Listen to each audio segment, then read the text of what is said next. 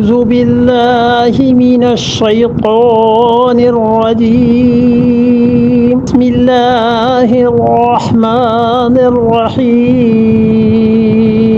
ويحيي ويميت وإليه ترجعون. اللہ نے فرمایا ان کو پتہ نہیں ہے. ہوا یحیی، اللہ کی ذات ہے جو کیا کرتی ہے؟ زندہ کرتی ہے. وہ یمیت، اور اللہ ہی کی ذات ہے جو موت دے گی. وَإِلَيْهِ تُرْجَعُونَ، اور تم لوگ لوٹ کے اللہ ہی کی طرف جاؤ.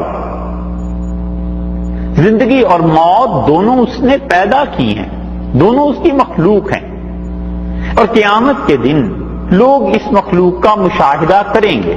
رسول اللہ صلی اللہ علیہ وسلم نے فرمایا جب اہل جنت جنت میں اور جہنم والے جہنم میں چلے جائیں گے تو ایک دمبے کی شکل میں موت کو لایا جائے گا، اور جنت اور جہنم کے درمیان میں آواز دی جائے گی کہ لوگوں دیکھو، اور دونوں طرف سے لوگ دیکھ رہے ہوں گے، اور ارشاد فرمایا جائے گا کہ یہ موت ہے، اسے ہم ذبح کر رہے ہیں، اور آج کے بعد کسی پہ موت نہیں آئے گی.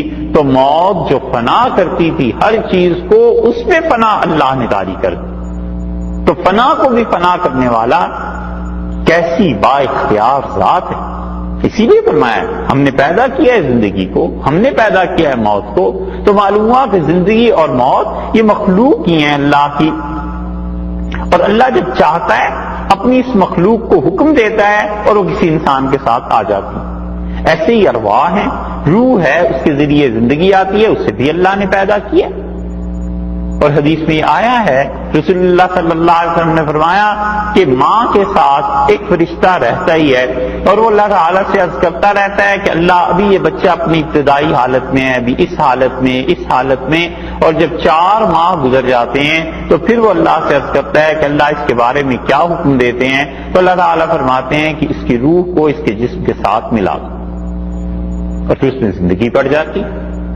اور اگر اللہ کو منظور نہ ہو تو اس کو کون زندہ کر سکتا ہے؟ یہی حال موت کا بھی ہے.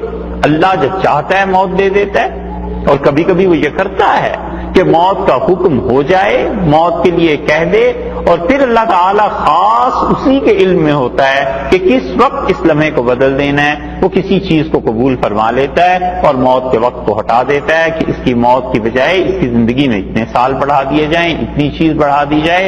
رسول اللہ صلی اللہ علیہ وسلم نے بتایا ہے کہ کسی کی دعا اسے پہنچ جاتی ہے، کوئی نیکی جو اس نے کی ہوتی ہے، اللہ کو نیکی اتنی اچھی لگتی ہے کہ خدا کہتا ہے اسے اور مہلت دے دو. تو یہ سب چیزیں اللہ کے اختیار کی. اور فرمایا وَإِلَيْهِ تُرْجَعُونَ، اور تم نے لوگوں نے لوٹ کے بھی اللہ ہی کی طرف جانا ہے. جب زندگی اور موت دونوں ہیں تو پھر رجوع بھی اسی کی طرف، وہ پورا حساب لے گا. اور یہ قیامت عقلاً بھی ہے، عقل بتاتی ہے کہ قیامت کو ہونا چاہیے. کوئی دن تو ایسا آنا چاہیے جب مظلوم اور ظالم ان کا کوئی فیصلہ ہو کہ کس نے غلطی کی اور کس نے اچھائی کی. اور اسی لیے ان کے 2 اعتراضات تھے جو پچھلی آیات میں گزرے. ایک انہوں نے یہ کہا تھا کہ قیامت نہیں، کب عذاب آئے گا ہمیں بتاؤ. اور دوسری بات یہ تھی جو اللہ تعالیٰ کو شدید ناگوار گزری ہے سورہ یونس کی ان آیات میں. انہوں نے کہا یہ اپنے پاس سے قرآن کو بنا کر لے آیا ہے. اللہ نے ابتدا کیا نا اسی کی اکان للناس عجبا. اس سورت کی بالکل پہلی آیت کو آپ دیکھیں، دوسری آیت کو جہاں سے یہ سورت شروع ہوئی ہے سورہ یونس، اللہ تعالیٰ نے وہاں پر کیسی بات ارشاد فرمائی ہے کہ اکان للناس عجبا، کیا لوگوں کو اس بات پر حیرت ہو رہی ہے کہ ان اوحینا الی رجل منہم، ہم نے انہی اہل مکہ میں کسی ایک آدمی کی طرف وحی کی ہے، ان انذر الناس، کہ لوگوں کو وہ ڈرائے، وبشر الذین آمنوا، ایمان والوں کو بشارت دے کہ ان لہم قدم صدق، ان کے لیے بڑا اونچا درجہ ہے عند ربہم، ان کے پروردگار کے پاس. قال الکافرون، کافر یہ کہتے ہیں ان ھذا لساحر مبین، بلا شبہ یہ جادوگر ہے. اس پہ خدا کو غصہ ہے کہ یہ میرے کلام کے متعلق یہ کہتے ہیں کہ یہ جادوگر ہے محمد صلی اللہ علیہ وسلم والعیاذ باللہ، اپنے پاس سے بنا لیتا ہے ایسی چیزیں، یہ کہتے ہیں. اور اسی طرح اسی سورت کی 15ویں آیت کو اگر آپ دیکھیں گے نا تو تو اس میں بھی اللہ تعالیٰ نے یہ فرمایا فَإِذَا تُتْلَىٰ عَلَيْهِمْ آيَاتُنَا بِيِّنَاتٍ، جب ہماری واضح صاف آیات ان کے اوپر پڑھی جاتی ہیں، قَالَ الَّذِينَ لَا يَرْجُونَ لِقَاءَنَا، جن لوگوں کو ہم سے ملاقات کا کوئی خوف نہیں ہے، کہتے ہیں آتِ بِقُرْآنٍ غَيْرِ هَٰذَا، اس قرآن کو بدل ڈال، اس قرآن کی بجائے کوئی اور قرآن لے آ، او بدل ہو، یا اس کو تبدیل کر دے۔ یہ بچوں کا کھیل ہے۔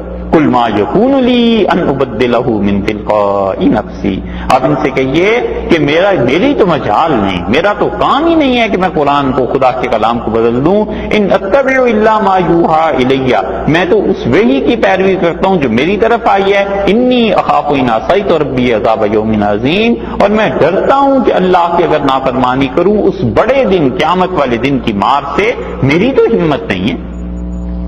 تم یہ کہتے ہو کہ قرآن بنا لیا ہے اس نے،